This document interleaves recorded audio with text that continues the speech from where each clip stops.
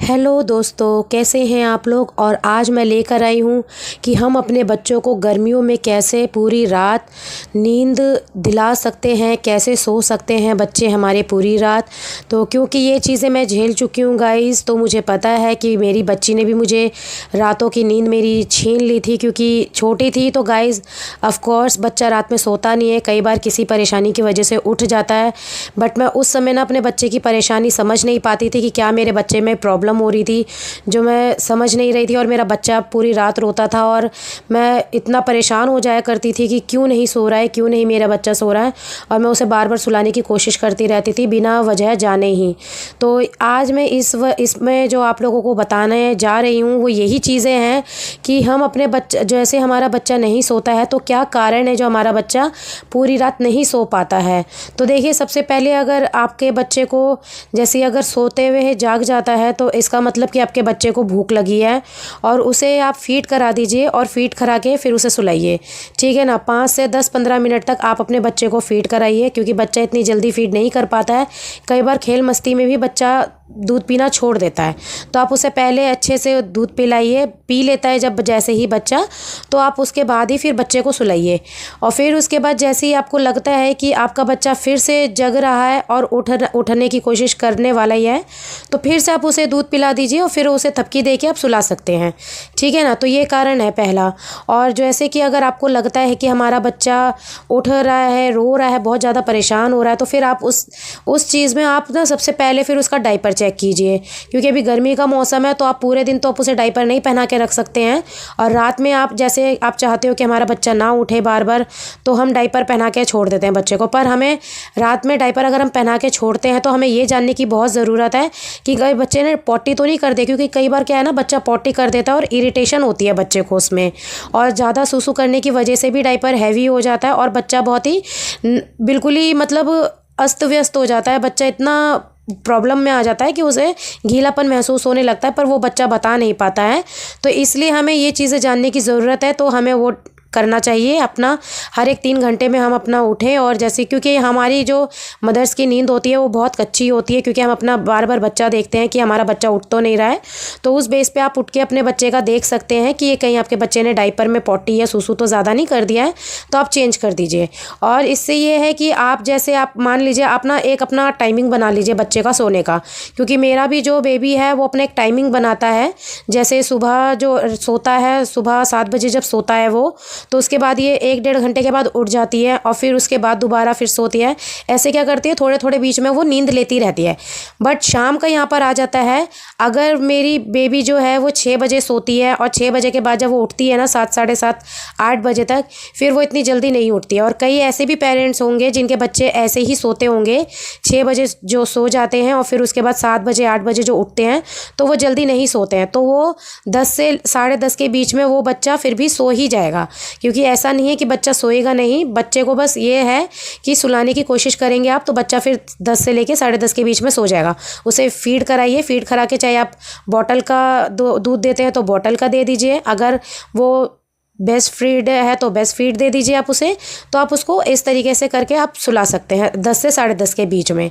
ठीक है। और अगर बच्चा नहीं सो रहा है और रो रहा है, बहुत ज़्यादा परेशान हो रहा है, तो आप एक काम कीजिए, बच्चे का पेट दबा के देखिए कि कहीं हमारे बच्चे ने पेट में गैस तो नहीं बन रही है। आसपास दबा के, अगर आपको दबाने से ना पता चलेगा, अगर पेट टाइट है तो कब्जी है, बच्चे का गैस पास नहीं हो पा रहा है।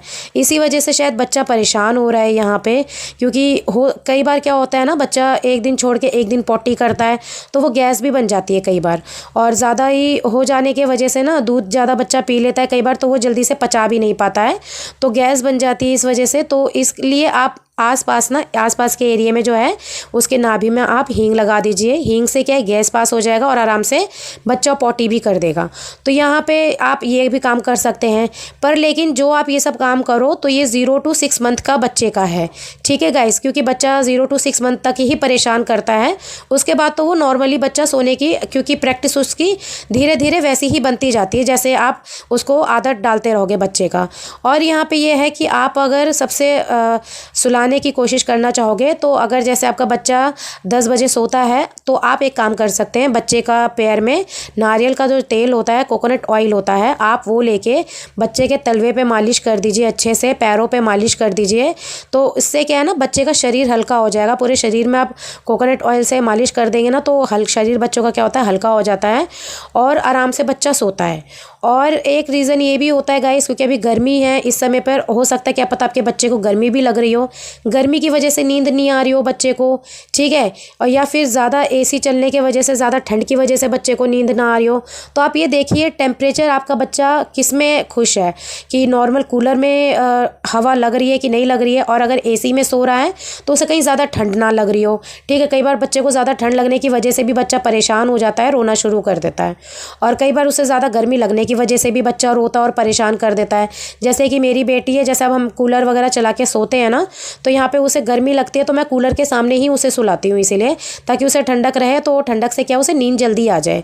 और बच्चों को क्या है, टेम्परेचर बराबर का देना ज़रूरी होता है, ना ज़्यादा गर्म ना ज़्यादा ठंडा, ठीक है गाइस। तो ये 0 to 6 मंथ का जो होता है बच्चे को ऐसे तरीके से, इस तरीके से हैंडल किया जाता है छोटे बच्चों के लिए गाइस यहाँ पे। और यहाँ पे जो है आप अच्छी तरीके से और बेनिफिट अप करना चाहते हो बच्चे के साथ, तो यहाँ पे हर एक चीज़ में आप कर सकते हो। यहाँ पे आप मालिश कीजिए बच्चे का, देखिए यहाँ पे बच्चे को भूख तो नहीं लगी है, बच्चा किस चीज़ से हमारा परेशान हो रहा है, क्योंकि हम जो मदर्स होती है ना, बहुत जल्दी हम परेशान हो जाते हैं। कई बार तो मैं खुद भी रोने लग जाती हूँ कि मेरा बच्चा इतना आखिर मुझे क्यों परेशान कर रहा है, क्या वजह है। तो कई बार क्या होता है ना, बच्चा सपना भी देखता है और सपना देख के ना डर जाता है अचानक से, तो बच्चा रोना शुरू कर देता है। तो उस बेस पे अपना अपने बच्चे को अपने छाती से लगाइए। बच्चा एक माँ का छाती ज़्यादा पहचानता है, माँ से ज़्यादा बच्चा अटैच होता है, तो तुरंत उसे गोद में उठा लीजिए और उसे प्यार कीजिए, फीड कराइए, तो बच्चा फिर साथ के साथ तुरंत ही सो जाएगा। तो उसको ये एहसास रहेगा कि मेरी माँ मेरे साथ में है, ठीक है ना। और बच्चे को यहाँ पे गर्मी में क्या हो जाता है गाइस, कई बार बहुत ही ज़्यादा गर्मी हो जाती है तो हम बहुत परेशान हो जाते हैं कि हम और अच्छा क्या कर सकते हैं अपने बच्चे के लिए। तो आप इस बेस पे ये कर सकते हैं, अगर आपका बच्चा 6 मंथ का है तो आप उसे 2 टाइम नहला सकती हैं। जैसे आपने अगर सुबह नहला दिया तो शाम को 6 बजे से पहले आप 6 बजे तक आप नहला सकते हैं। 6 बजे के बाद मत नहलाइएगा, क्योंकि फिर उसके बाद वो सोने का समय हो जाता है, तो कहीं रात में, क्योंकि नहाते ही अगर कूलर या एसी के सामने जाएगा बच्चा तो बीमार होने का डर है। तो आप यहाँ पे इस बेस में आप ना 6 बजे आप बच्चे को शाम को नहला दीजिए, और नहला के आराम से उसे खेलने दीजिए, और फिर उसके बाद मालिश करके आप उसको सुला दीजिए। क्योंकि ये जो एक चीज़ें, ये जो छोटी छोटी चीज़ें हैं गाइस, मैं बहुत भुगत चुकी हूँ, मैं बहुत परेशान हो चुकी थी मैं भी, क्योंकि मैं समझ नहीं पाती थी मेरा बच्चा किस चीज़ में परेशान हो रहा है, क्या चीज़ मेरे बच्चे को चाहिए, क्या चीज़ मेरे बच्चे को खुशी देगी।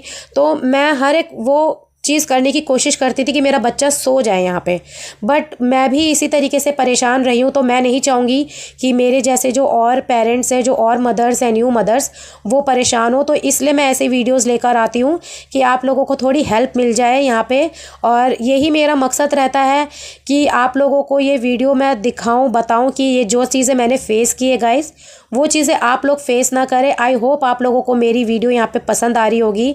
और गाइज़ यहाँ पे और आप बहुत सी चीज़ें समझ सकते हैं, आप भी खुद एक माँ हैं, क्या आपके बच्चे के लिए सही है और क्या गलत है, आप वो खुद जान सकते हैं यहाँ पे। अगर मेरा चैनल आप लोगों को पसंद आता है गाइज़, मेरे वीडियोज़ पसंद आते हैं, तो प्लीज़ एक लाइक ज़रूर कीजिएगा मुझे यहाँ पे, मुझे मोटिवेट ज़रूर कीजिएगा यहाँ पे। और मैं ऐसे ही वीडियोज़ गाइज़ आप लोगों के लिए लेकर आती रहूँगी। तो ये देखिए, मैंने अपनी बच्ची को नहला दिया था, और नहला के मैंने कोकोनट ऑयल से मैंने उसकी मालिश कर दिया है।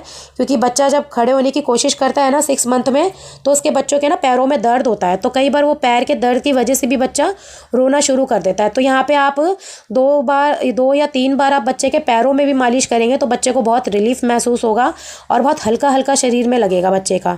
तो आप यहाँ पे अच्छी तरीके से कर सकते हैं। और अगर आपको लगता है कि आपके बच्चे को जुकाम है तो घर का बना हुआ विक्स आप लगाइए बच्चे को, और आसपास के एरिया में लगा के छोड़ दीजिए, जिससे कि उसे सर्दी जुकाम से परेशानी ना हो यहाँ पे। तो देखिए, मैंने अपने बच्चे को यहाँ पे नहला के मैंने मालिश करके अपने बच्चे को तैयार कर दिया है। अब बताइए आप लोगों को कि मेरी वीडियो आज की आप लोगों को कैसे लगी है। और अगर आप लोग मालिश करते हो तो सबसे पहले आप लोग चूड़ी उतार के आप लोग एक साइड रख सकते हैं यहाँ पे, और नेल्स कट करके अपने बच्चों की मालिश कीजिएगा गाइज, क्योंकि छोटा बच्चा है, नाखून लगने का डर होता है यहाँ पे। और चूड़ी पहनते हैं जो हम, वो भी मालिश करते समय हाथ में चूड़ी लगने का डर होता है गाइज यहाँ पे। तो आज की वीडियो आप लोगों को कैसे लग रही है मेरी, तो आप लोग लोग मुझे ज़रूर बताइएगा। तो ऐसे ही वीडियोज़ मैं आप लोगों के लिए और लेकर आती रहूँगी गाइज़। तो मुझे बस आप लोग ऐसे ही सपोर्ट करते रहिए। तो चलिए मिलते हैं अब आप लोगों से नेक्स्ट वीडियो में। तो अभी के लिए